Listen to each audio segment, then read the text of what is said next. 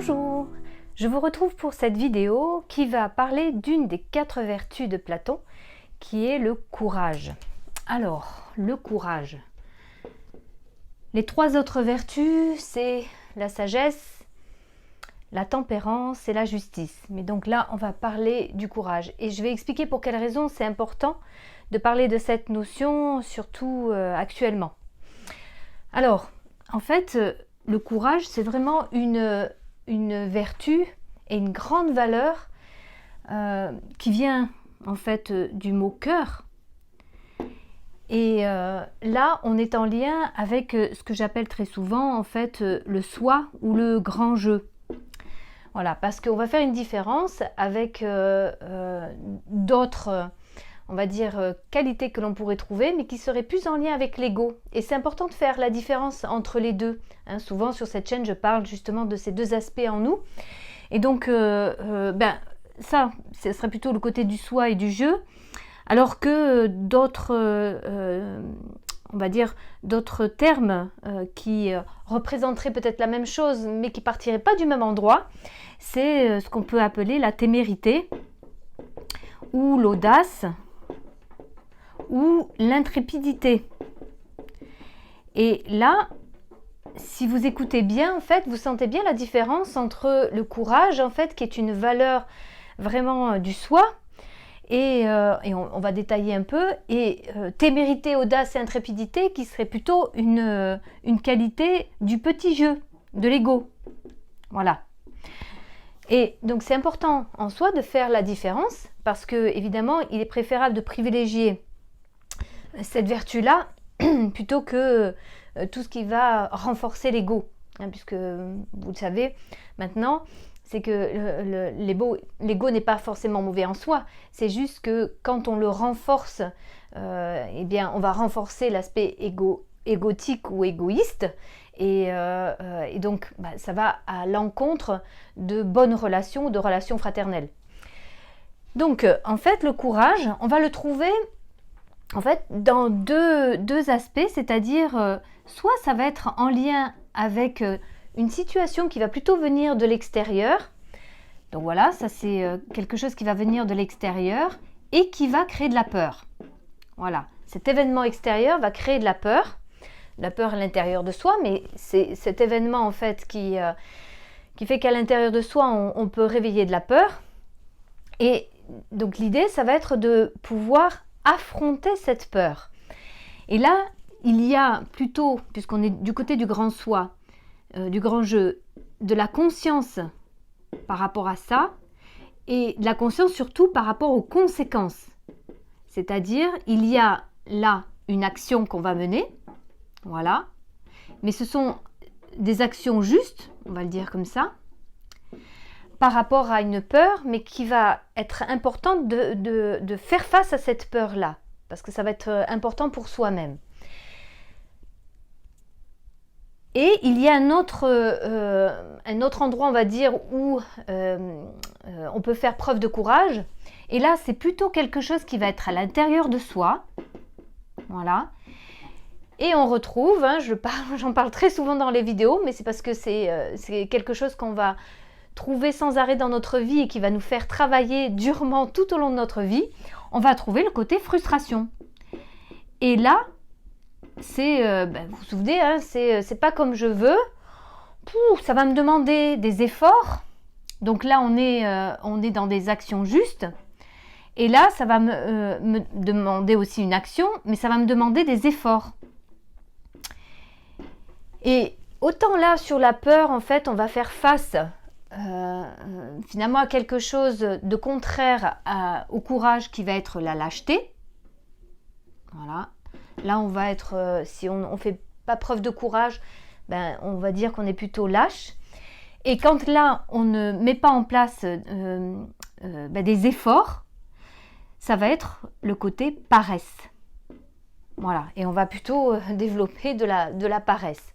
Et vous commencez un peu à percevoir, autant ici, on va vivre des expériences, on va pouvoir avancer dans notre vie, et tout cela va nous permettre, en fait, toutes ces actions vont nous permettre de développer de la confiance et de l'estime. mais la bonne estime, pas l'estime au niveau de l'ego, hein.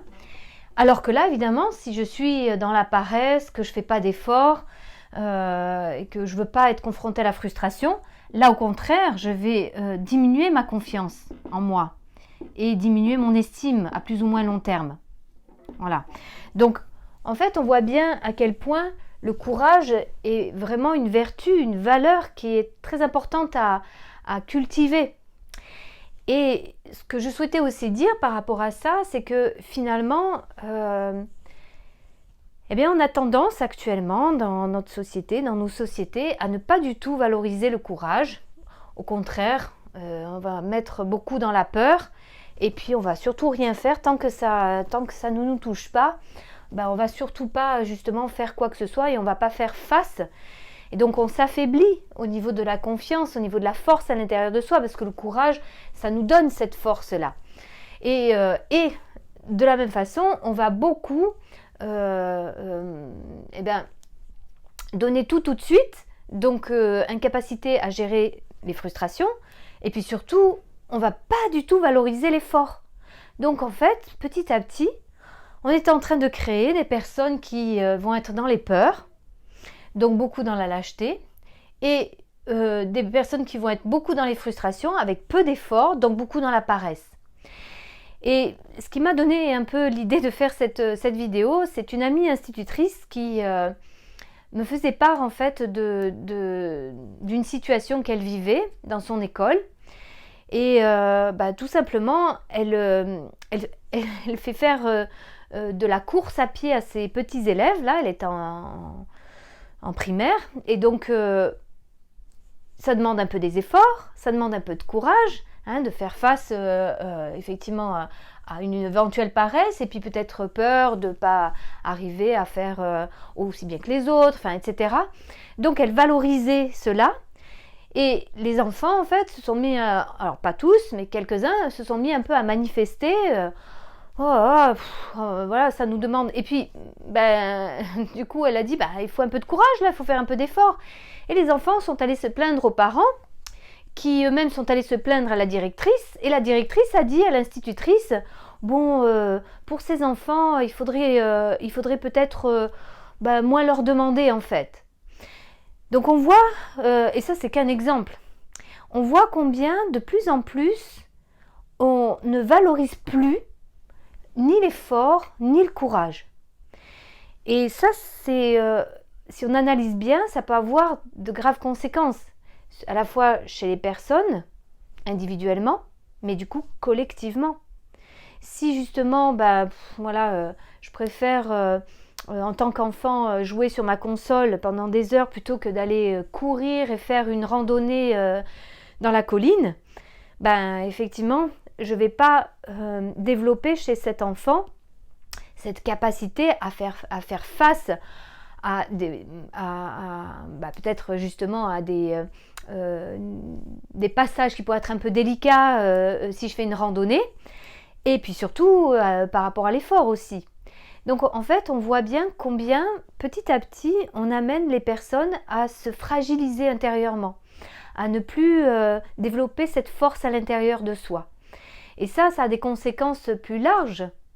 J'en parle quelques fois dans ces vidéos, c'est-à-dire que après, il y a d'autres personnes à qui on remet son pouvoir et qui vont décider pour nous, et qui vont décider quel type de jeu on va pouvoir regarder, ou quel type d'émission on va pouvoir regarder, qui va donc valoriser beaucoup le rien faire, la paresse, et déconnecter aussi du réel, parce que ça c'est aussi quelque chose qui malheureusement va avec, parce que dans le courage je suis dans la réalité en fait, et il faut que je fasse face à cette réalité, donc je suis confrontée au réel, et je vois bien ce réel, et donc j'y fais face, alors que si je suis dans le monde virtuel, je ne suis plus du tout dans la réalité, et je n'ai plus besoin de développer en fait ces qualités-là, et je n'ai plus besoin de faire face.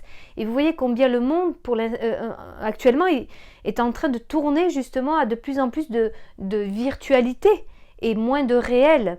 Et avec ce virtuel, on va créer une autre réalité que celle qui correspond au réel, véritable. Et ça peut être très dangereux.